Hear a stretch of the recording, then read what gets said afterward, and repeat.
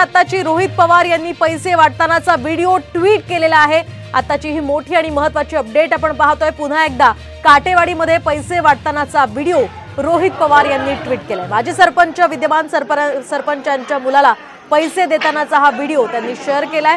मुख्यमंत्र्यांना टॅग करत त्यांनी हा व्हिडिओ ट्विट केलाय। तर सकाळपासूनच रोहित पवार हे सध्या चांगलेच ऍक्टिव्ह आहेत आणि त्याच पार्श्वभूमीवर विरोधकांवर, सत्ताधाऱ्यांवर आणि या सगळ्या पार्श्वभूमीवर अजित पवार गटावर आरोप करण्याची एकही संधी ते सोडत नाहीये। त्याच पार्श्वभूमीवर आपण अधिक माहिती जाणून घेऊयात आमचे प्रतिनिधी अक्षय बडवे यांच्याकडून। अक्षय, काय सांगाल? रोहित पवारांनी पुन्हा एकदा पैसे वाटतानाचा हा व्हिडिओ ट्विट केलाय।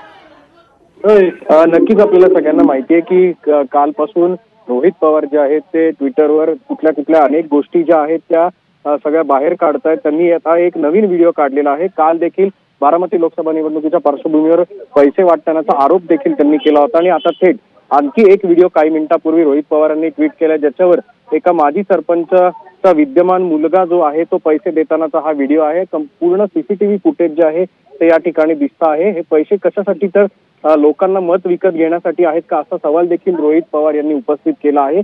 त्यामुळे दत्ता भरणे यांचा एक व्हिडिओ सोशल मीडियावर व्हायरल होत असतानाच रोहित पवार यांनी टाकलेला दुसरा सीसीटीव्ही नेमकं याची पोलीस चौकशी करणार का, निवडणूक आयोग चौकशी करणार का, हे पाहणं महत्त्वाचं ठरणार आहे। नक्कीच अक्षय, धन्यवाद दिलेल्या या सविस्तर माहितीसाठी। तर आपण पाहतो या पार्श्वभूमीवर निवडणूक आयोग दखल घेतो का, हे पाहणं महत्त्वाचं असेल। दरम्यान काय नेमकं ट्विट रोहित पवारांनी केलं आपण पाहूयात। माजी सरपंच विद्यमान सरपंचांच्या मुलाला पैसे देतानाचा हा व्हिडिओ आहे काटेवाडीतला।